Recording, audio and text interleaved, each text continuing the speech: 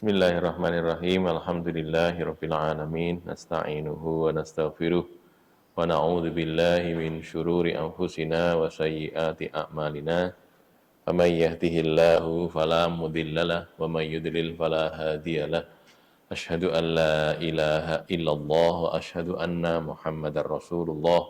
Allahumma shalli ala Muhammad wa ala ali Muhammad amma ba'du. Asatidzah, Bapak dan Ibu, saudara-saudara sekalian yang dimuliakan Allah Subhanahu wa taala. Kita mulai kajian kita sore hari ini masih membahas hadis yang kedua dari kitab Al-Arba'in An-Nawawiyah. Kemarin kita sampai sabda Nabi itu ya, ketika ditanya malaikat Jibril, fa akhbirni anis sa'ah, lalu beliau menjawab mal mas'ulu anha bi'a'lama minas sa'il. Tidaklah yang ditanya itu lebih tahu, atau yang ditanya tidak lebih tahu daripada yang bertanya. Kemudian malaikat Jibril berkata, qala fa akhbirni an amaratiha, maka beritahukanlah kepadaku, kabarkanlah kepadaku an amaratiha, tentang tanda-tandanya, tanda-tanda hari kiamat. Qala, Nabi kemudian menjawab, antalidal amatu robbataha, bahwasanya budak perempuan itu melahirkan tuannya. Robbah, budak, al-amah itu budak perempuan itu talida melahirkan robbataha, tuannya. Kemudian itu yang pertama. Yang kedua, wa antarol hufatal urotal alata, wa antaro, dan bahwa engkau melihat al-hufata, orang yang tidak pakai alas kaki, apa istilahnya, nyeker ya, tak beralas kaki, urota, tidak pakai baju, telanjang, al-alah, miskin, tidak punya harta, ri'a asyai, penggembala kambing, ri'a, jamak dari ro'in ya, ri'a, penggembala kambing itu, yatatawaluna fil bunyani, yatatawalun, mereka berlomba tinggi-tinggian, berlomba tinggi fil bunyan, dalam bangunan, tatawala itu kan ya, dur-duran, lomba tinggi dalam hal al-bunyan, bangunan. Qala, berkata Umar ini kan ya, Umar bin Khattab berkata, tsumma intolaqo, kemudian orang tadi itu pergi, malaikat Jibril itu kemudian pergi, falabistu malian, lalu aku tinggal sebentar, maksudnya tidak langsung pada waktu itu. Disebutkan dalam riwayat labistu malian itu bisa 3 hari gitu ya. Jadi tidak waktu itu, tidak besok, beberapa waktu kemudian baru berkata begini, tsumma qala li, kemudian Nabi itu berkata kepadaku. Jadi kalau mau diambil 3 hari ya 3 hari kemudian, atau 2 hari kemudian, atau beberapa waktu kemudian, Nabi itu bertanya kepadaku, ya Umar, hei Umar, atadri manisail, apakah kamu tahu orang yang bertanya itu, kemarin itu, atau kemarin lusa, ya, beberapa waktu yang lalu itu, tahu nggak kamu siapa dia, manisail, siapa orang yang bertanya itu? Qultu, aku menjawab, Allahu wa rasuluhu a'lam, Allah dan Rasulnya yang lebih tahu. Maksudnya aku tidak tahu, ya Rasulullah, Allah dan Rasulnya yang lebih tahu. Faqala berkata Nabi, bersabda Nabi, fa innahu Jibrilu, maka sesungguhnya dia adalah Jibril, malaikat Jibril. Atakum, dia datang kepada kalian, yu'allimukum dinakum, mengajarkan kepada kalian din kalian, agama kalian, ajari tentang agama kalian. Nah, sekarang kita bahas yang ini ya, fa akhbirni an amaratiha tadi. Ini Nabi kemudian bertanya tentang tanda-tanda hari kiamat. Yang pertama yang disebutkan oleh malaikat Jibril itu adalah antalidal amatu robbataha, bahwa budak perempuan melahirkan tuannya. Budak melahirkan tuan. Ini ulama membahasnya jadi beberapa hal, ya, beberapa pendapat lah gitu ya. Yang pertama ini menunjukkan bahwa kaum muslimin nanti akan menguasai negeri-negeri kafir itu, yang dulunya jadi negara kafir lalu dibebaskan oleh muslimin jadi negara Islam gitu ya. Maka banyak apa istilahnya perempuan-perempuan yang menjadi budak itu. Jadi perempuan-perempuan kafir itu kemudian jadi budak kan, dikalah, yang laki-laki mungkin dibunuh, yang perempuan dan anak-anak jadi boyongan istilahnya ya, sabaya, tawanan dari budak. Nah, sehingga kemudian budak itu tadi dikumpuli oleh tuannya, kan gitu kan ya, budak dikumpuli oleh tuannya kan boleh, halal. Lantas budak itu kemudian hamil, kemudian melahirkan. Nah, yang dilahirkan itu tuannya. Gitu.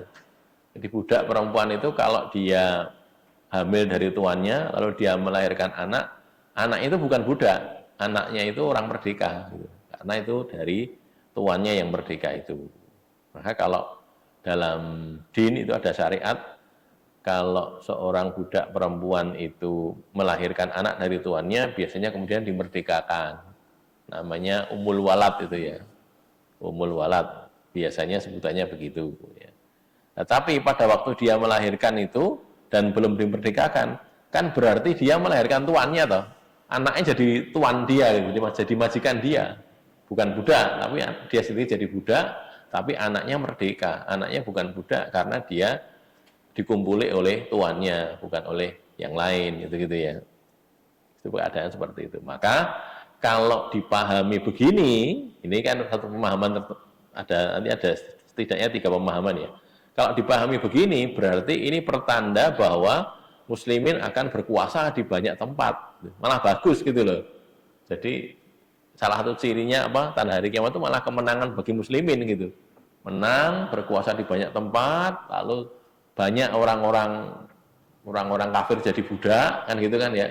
Jadi budak lantas dikumpuli oleh tuanya yang muslim tadi, lalu melahirkan anak, anaknya ini merdeka. Sehingga talidal amatu robbataha. Gitu ya. Ya? Muslim, iya. Iya.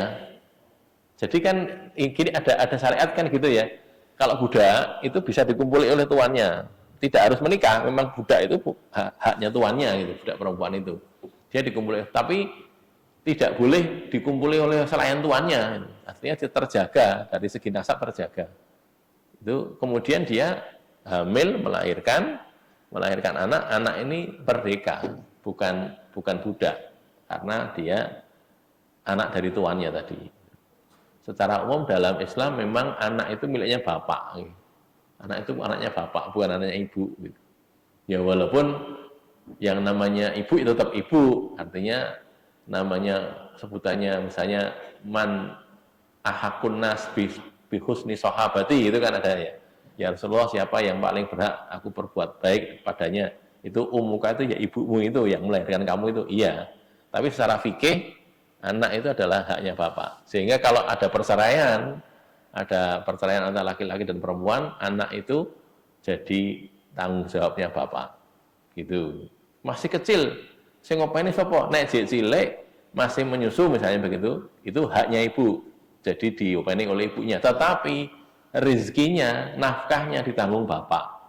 Nah, gitu ya. Jadi ini kemarin baru ada pembahasan juga yang masalah itu. Jadi sering-sering orang itu salah. Bercerai gitu, cerai, ya wes bubar, selesai masa iddah sudah bubar. Loh, walaupun selesai masa iddah, kalau dia masih punya anak kecil, cek bayi, cek diopeni ibu bapaknya itu tadi, itu punya kewajiban memberi nafkah kepada ibu tadi dalam rangka nyusui anaknya tadi, gitu. Kan memberi nafkahnya yang diberi nafkah jadinya ibunya juga, wong ibunya yang nyusoni kan gitu kan. Jadi ada nafkah untuk janda itu harusnya ada gitu. Yang nanggung ya suaminya itu atau mantan suaminya itu. Sampai kapan? Sampai ibu tadi sudah tidak lagi memelihara anaknya tadi karena tanggung jawabnya kepada bapak. Miliknya bapak dan tanggung jawabnya juga pada bapak, gitu ya. Berikutnya ini yang pertama nih, pendapat yang pertama. Pendapat yang kedua itu justru buruk. Gimana? Keadaan manusia itu semakin rusak. Nah, gitu. Sehingga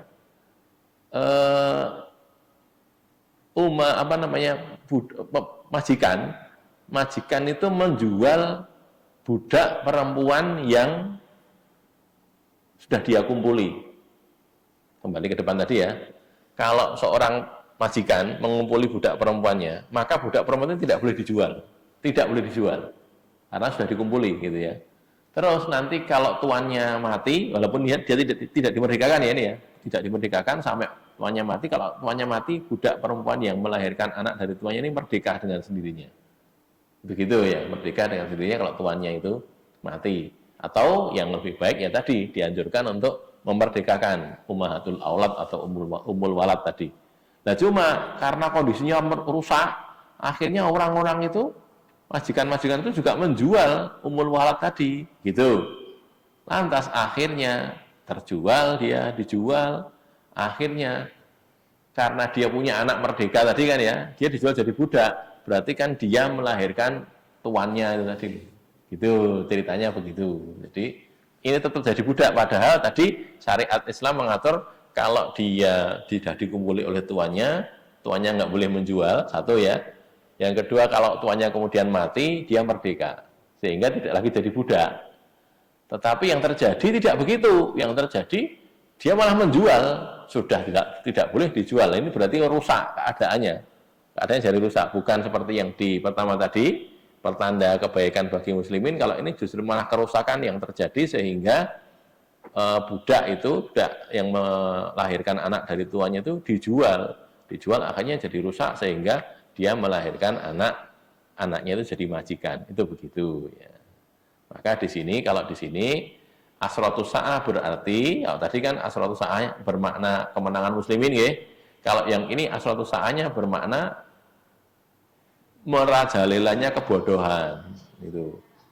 Jadi tidak tahu bahwa menjual umul aulad itu tidak boleh, tidak ngerti, tidak paham. Nah, karena tidak paham, dijual juga dia. Nah, makanya itu asalnya adalah merajalelanya, mendominasi kebodohan.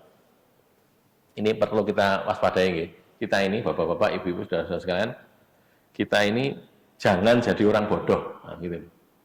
Gimana caranya? Belajarlah gitu. Belajarlah.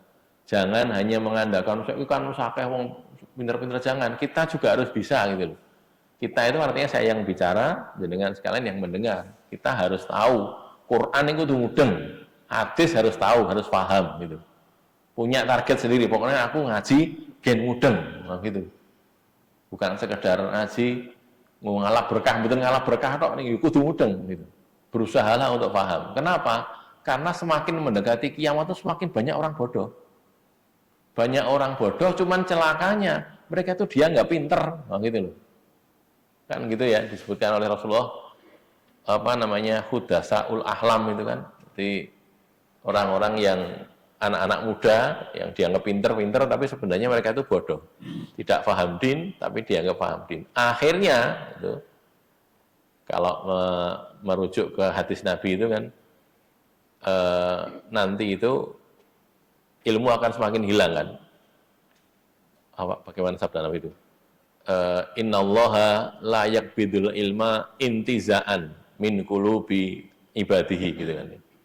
Allah itu tidak mencabut ilmu secara langsung. Saiki pinter sudah bodoh, bukan gitu. Kiai-kiai, ustaz-ustaz, ulama-ulama sekarang pinter besok jadi bodoh, bukan begitu.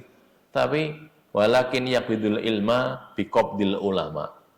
Allah itu mencabut ilmu dengan mencabut nyawanya ulama. Jadi bukan ulamanya jadi bodoh, ulamanya yang meninggal gitu loh. Jadi ulama-ulama wafat, semakin banyak yang wafat, padahal belum sempat dia mewariskan seluruh ilmunya. belum sempat gitu. Ya wis, sudah mulai mengajar tapi masih kurang, belum semua diberikan, sudah wafat dia.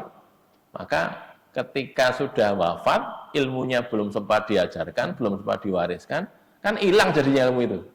Kan gitu tahu ya. Ilmu, misalnya apa? Ilmu tentang hadis ini, belum tahu diulang nih, belum ada muridnya yang mendengar itu, mau diajarkan dia sudah wafat. Akhirnya ilmu tentang itu kan hilang, belum pernah ada yang tahu gitu. Nah nanti kata Nabi, kalau sudah tidak tersisa lagi orang-orang pintar itu, para ulama itu, sudah tidak ada lagi ulama di akhir zaman, ulamanya sudah habis. Terus Nabi mengatakan ittakhadhan nas ru'asa'an juhalan. Orang-orang itu mengambil pemimpin-pemimpin dari kalangan juhal. Juhal itu jamak dari jahil. Jahil artinya bodoh, gitu nggih. Jahilun jamaknya juhal. Itu orang-orang bodoh itu jadikan penguasa, pemimpin. Terus ketika sudah jadi pemimpin mereka dimintai fatwa gitu.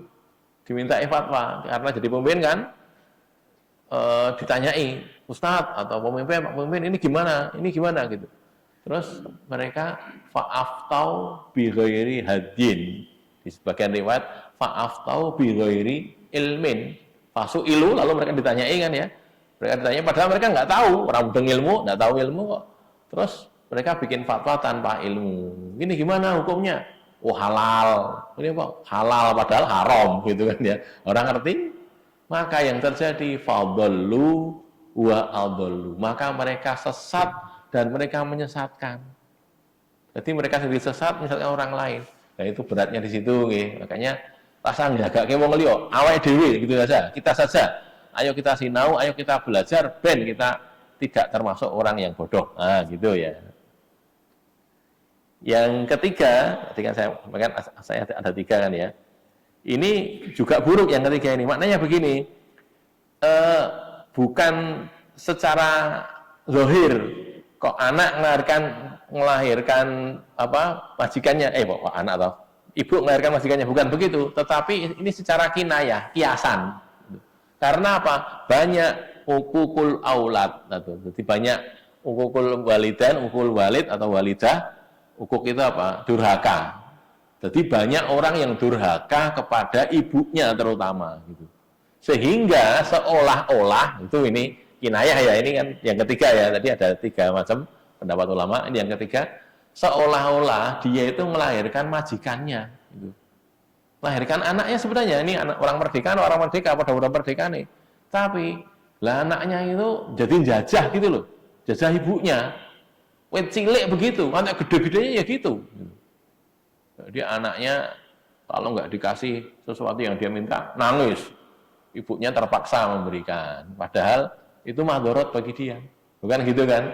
Ini yang terjadi. Jadi kalau begini berarti ini dianggap sebagai kiasan atau kinayah, bukan sesungguhnya terjadi, tapi ini ada orang merdeka, wanita merdeka, ibu yang merdeka, melahirkan anak yang juga merdeka. Tetapi karena dia tadi loh ya, dijajah oleh anaknya, apalagi kalau sebuah keluarga gitu ya, biasanya nggak selalu ya, satu keluarga lama nggak punya anak, entah berapa belas tahun atau berapa puluh tahun nggak punya anak, terus punya anak, kan anu banget gitu, apa istilahnya, seneng banget sama anaknya. Lah ini kalau tidak terdidik dengan din, nanti jadi rusak, karena anaknya itu jaluk opo wae dikai, gitu kan jadi begitu. Kenapa? Karena itu tadi.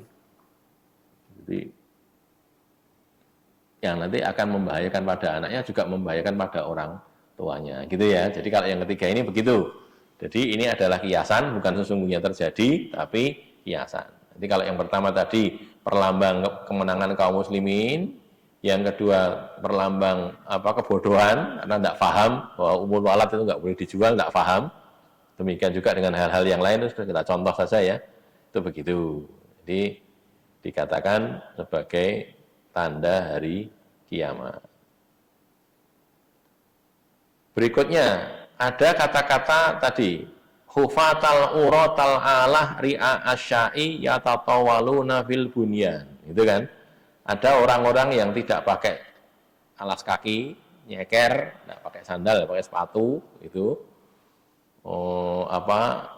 dalam keadaan urat, telanjang, tidak pakai baju, gitu kan? tidak berbaju, tidak beralas kaki. Allah itu jamak dari ail, ail artinya fakir, orang yang miskin. Tapi dan ri'a asyai, mereka itu penggembala kambing. Mengapa disebut ri'a asyai? Karena kambing itu bukan harta yang berharga di kalangan orang Arab gitu loh. Nah, kita mungkin rodok larang gitu, tapi sana enggak itu. Jadi makanya kok Nabi ngendika kepada Abdurrahman bin Auf ketika menikah itu kan, aulim walau bisyatin kan gitu kan. Bikinlah walimah meskipun dengan kambing gitu. Meskipun dengan sate dari ini. Walau bisyatin meskipun dengan sate. Maksudnya kambing. Kambing itu di sana bukan barang berharga gitu loh. Artinya apa? Penggembala kambing itu bukan orang kaya gitu loh, bukan orang sugih. Karena dikatakan di sini ri'a asyai, berbeda dengan pemilik unta. Kalau unta memang mahal gitu, tapi kalau kambing tidak mahal, sehingga kalau orang menggembala kambing itu tidak dianggap sebagai orang kaya, walaupun kambingnya banyak gitu. Tidak cuma satu gitu loh ya. Itu bukan orang kaya. Maka dikatakan penggembala kambing. Lah, tetapi orang yang kayak gitu itu malah maaf kelakuannya itu duhur-duhuran bangunan gitu loh. Lah jadinya jadi kaya loh berarti. Kan gitu toh. Awalnya itu orang miskin. Jadi ini kan perlambang berubahnya keadaan gitu loh. Dulunya orang-orang tidak punya, sekarang jadi orang-orang berpunya gitu. Itu mendekati hari kiamat nanti dilimpahkan dunia itu dilimpahkan. Ada hadis yang lain gitu. Semakin banyak harta itu semakin banyak. Sampai orang mau zakat itu susah gitu. Jadi mau zakat itu susah. Disebutkan dalam riwayat Nabi ya, sahih hadisnya, itu orang menawar-nawarkan emas gitu loh. Tawar-tawar, siapa yang mau menerima zakat saya ini, saya mau zakat ini.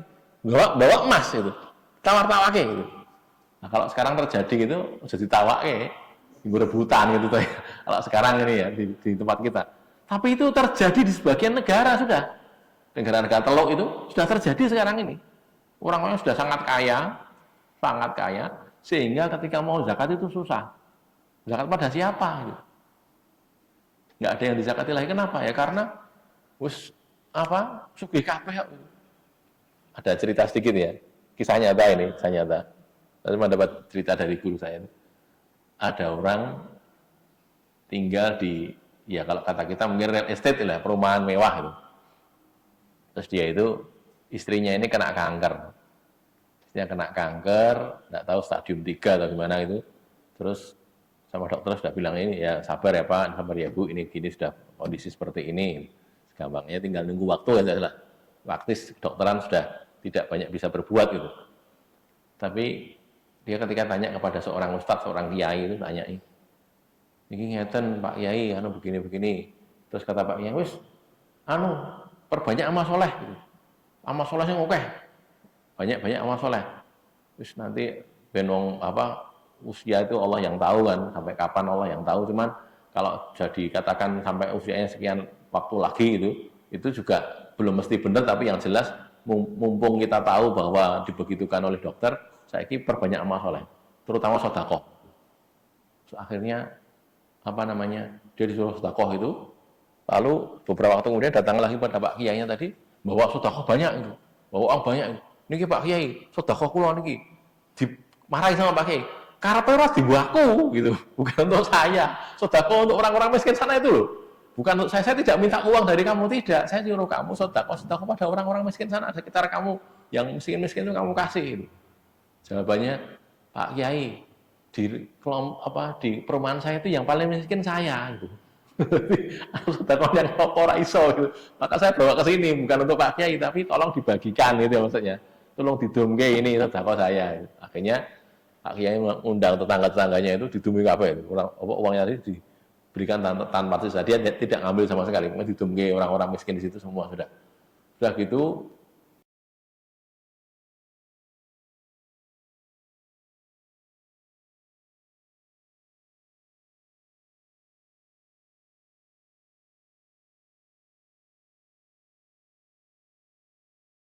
itu cerita gitu ya, jadi cuman cerita kisah nyata kejadian seperti itu tadi. Jadi sebabnya juga gumun loh.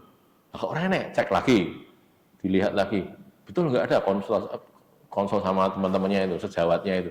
Enggak ada dibuktikan, enggak ada, sudah, ya sudah, wong sudah sembuh lah, untuk apa mau diobati apalah kalau sudah sembuh gitu. Itu begitu ceritanya, saya kira cerita tadi adik, ini saya cuma mau ngambilin tadi loh, ada di satu tempat di mana uang itu harus sedekah itu sudah susah itu, angel gitu. Mau sedekah itu sudah susah gitu. Di Bandar Lampung itu ada namanya Villa Citra itu ya, di Bandar Lampung. Saya cuma diceritani ada teman dari Solo dulu tinggal di situ, terus diberitahu ada teman kita di situ, kita berkunjung bareng-bareng ke sana karena ceritanya pengen ngejak ngaji gitulah. Dulu ikut ngaji satu tempat, ini mau dijak barangkali bisa connect gitu. Di situ tuh wong sugih kabeh sini gitu. Jadi perumahan memang perumahan elit, orang-orang kaya semua. Jadi ya kita bayangkan ini Arab sedekah ora iso di sini, harus pergi dari situ. Kembali ke saya katakan tadi, ini sudah terjadi sekarang ini di sebagian negara gitu. Akhirnya sedekah dikirim ke Indonesia kan gitu toh nggih.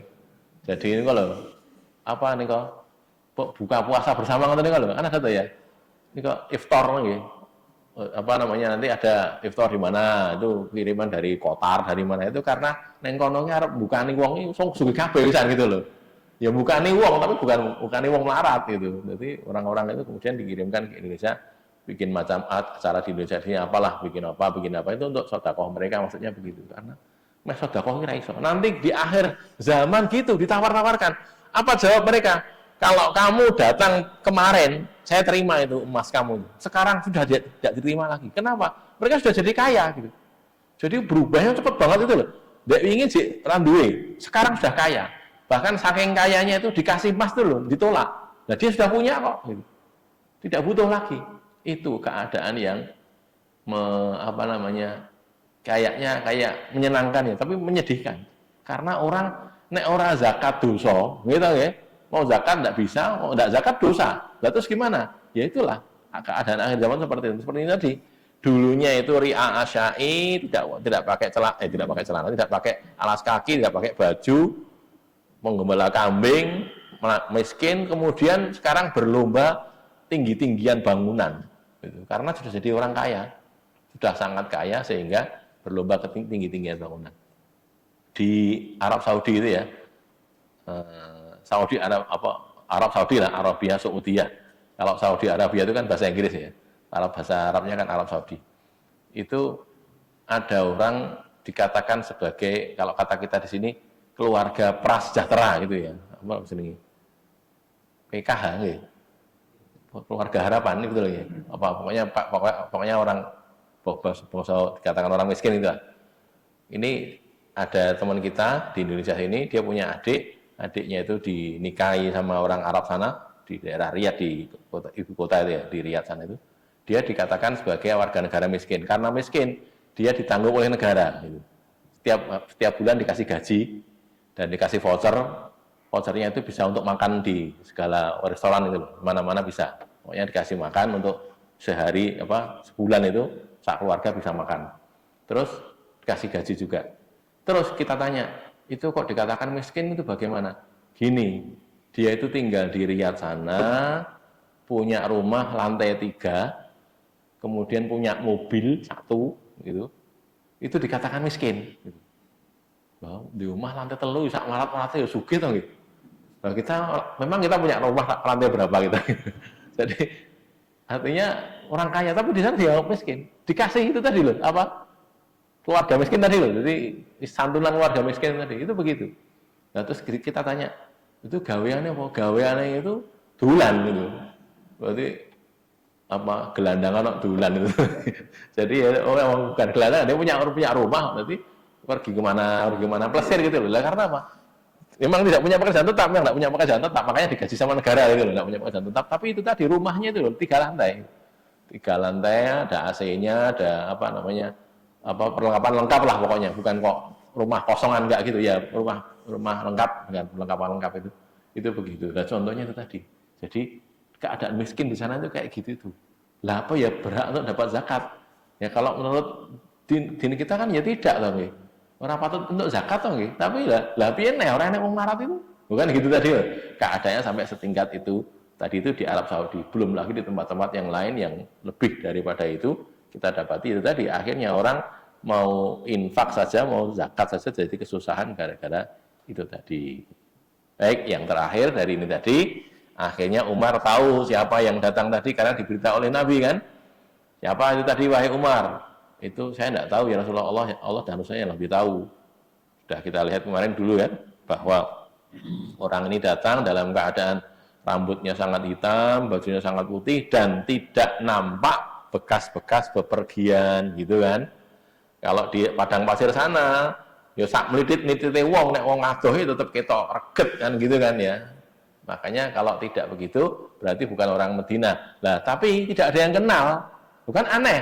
Nek wong Medina mesti ada yang kenal. Ini bukan orang Medina tapi nggak ada yang kenal. Maka ternyata dia adalah malaikat Jibril. Ya, baik, ini sudah waktunya untuk berbuka puasa, sudah waktunya azan. Kita akhiri sampai di sini. Qulu qouli hadza, astaghfirullah li wa lakum. Alhamdulillahirabbil